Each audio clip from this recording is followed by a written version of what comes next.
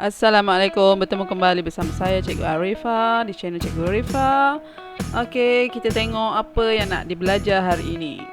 Kita tengok video ini dahulu. Cuba teka tajuk apa yang nak belajar hari ini. Okey, ada meja, ada jam, ada whiteboard.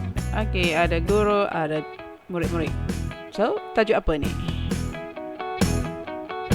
Okey, tajuknya belajar tajuk ruang.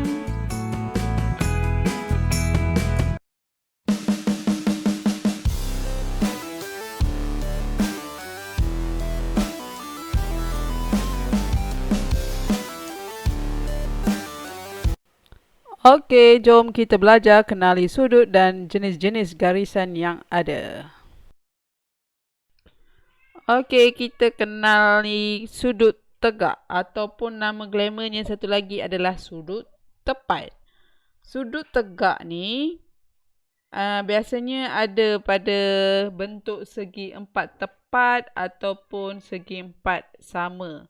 Sudut lain pun ada juga. Okey, macam mana kita nak kenal sudut tegak ni? Sudut tegak ni biasanya ada kotak kecil kat dalam gambar tu.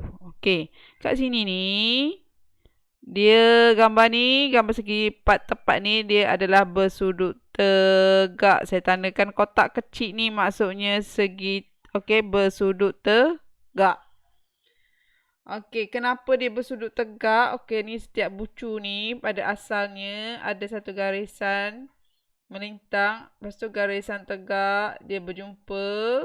Okey, dan wujudlah satu bucu kat situ dan tu namanya sudut tegak kat situ. Okey, ini sudut tegak ataupun nama glamournya sudut tepat.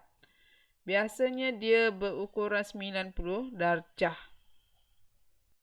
Okey, kita tengok bentuk yang kedua kat sini, segitiga sama sisi. Maksudnya setiap sisi ini, panjang sini, panjang bawah ni sama je. Tu yang namanya segitiga sama sisi. Dekat sini tak ada sudut tegak. Okey, kalau sudut tegak dia memang tegak lah. Katakan ini ada satu garisan kan. Okey.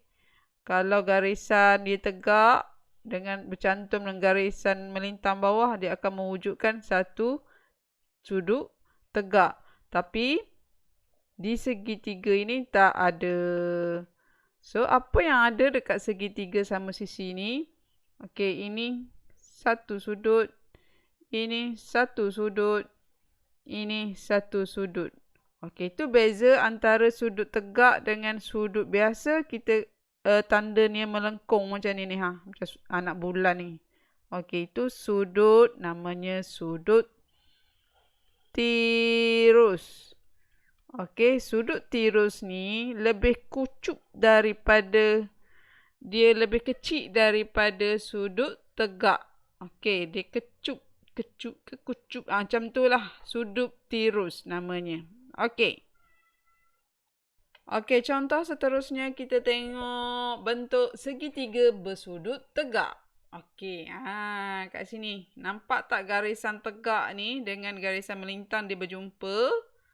Mewujudkan satu sudut tegak di sini. Okey, kita tandakan petak kecil. So, ini sudut tegak. Okey. Lepas tu, dua lagi. Yang ini kucup. Okey, kecil sikit daripada kuncup. Kecil sikit daripada sudut tegak. So, kita tanda macam anak bulan ni. Itu namanya sudut tirus. Yang ini pun sudut tirus. Okey, ini pula adalah segitiga sama kaki. Kenapa namanya sama kaki? Kakinya mana? Ini kakinya. Ini kaki kanan, ini kaki kiri. Dia sama panjang. Itulah namanya segitiga sama kaki. Okey, kita cek ada tak sudut tegak kat sini? Tak ada sudut tegak sebab tak ada garisan tegak. Okey, tak adalah sudut tegaknya. Yang ada adalah sudut tirus. Okey, ini sudut tirus. Sudut tirus. Semua sudut tirus kat sini. Sini pun yang dengan yang ini sudut tirus. Okey, faham beza antara sudut tegak dengan sudut tirus. Okey, kita tengok gambar seterusnya adalah segitiga tak sama kaki. Nama dia tak sama kaki. Kenapa tak sama kaki? Sebelah kiri pendek, sebelah kanan dia kaki dia panjang. Itulah namanya segitiga tak sama kaki. Okey, kita cek ada tak sudut tegak kat sini? Tak ada garisan tegak, berdiri tegak tak ada. So tak adalah. Tak ada sudut tegak. Yang ada yang kecil daripada sudut tegak ini. Okey.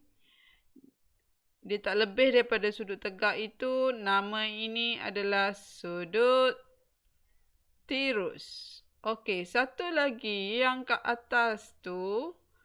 Apakah nama sudutnya? Okey, yang ini dia tenganga macam tu kan. Dia besar daripada sudut tirus ni. Itulah namanya sudut cakar. Dia lebih besar daripada sudut tegak. Dia terlebih daripada sudut tegak. Itu namanya sudut cakar. Okey? Faham ya? Okey, jom kita kenali garis selari. Okey? Bukan garis berlari. Sebab ada anak murid saya kata garis lari tu macam garis berlari-lari. Tu tak betul lah ya. Garis selari ni maksudnya garis, ada dua garisan, dia tak bersilang antara satu sama lain. Maksudnya macam jalan, seiring dan sejalan. Macam tu lah. Okey, dia tak bersilang. Okey, jom kita tengok macam mana dia tak bersilang tu maksudnya. Okey, ini saya buat satu garisan. Ini pun satu garisan. Yang kedua, ini garisan ketiga. Ini garisan keempat. Jom kita tengok apa kita nak buat dengan garis lari tu. Macam mana kita nak buat? Okey, kat sini saya tak adalah gambar pembaris. Tapi awak ambil garis pembaris. Awak gariskan satu garisan lurus lagi. Tak nak macam ni. Ni dah bersilang. Tak nak, tu salah. Kalau macam ni pun tak boleh. Dia dah bertemu pun salah. Kalau macam ni pun tak boleh sebab dia tak sama saiz. Dia kena sama besar lebarnya. Dah jadi. So inilah garis selarinya. Biasa orang tanda macam ni lah. Garis tu selari. Dia menuju ke garisan yang sama. Selari. Jadi tak bertemu. Okey. Kita tengok macam mana nak lukis yang kedua pula garis lari ni. Dia macam ni kan. Nak buat belah atas pun boleh. Nak buat bahagian bawah pun boleh. Saya nak buat bahagian bawah. Okey, ingat lah. Kalau macam ni tak boleh. So, dia buat kena sama lebar.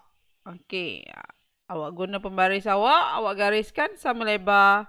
So, wujudlah dua garisan selari. Dia tak bertemu antara satu sama lain. Okey, kita tengok garisan ketiga. Dia tegak macam ni. Macam mana nak buat? Nak letak belah kiri ni pun boleh. Nak letak belah kanan pun boleh. Okey, saya buat macam ni. Kalau macam ni salah, saya ingat lagi Sebab dia kembang kat atas, kucuk kat bawah tak boleh. Dia kena sama je.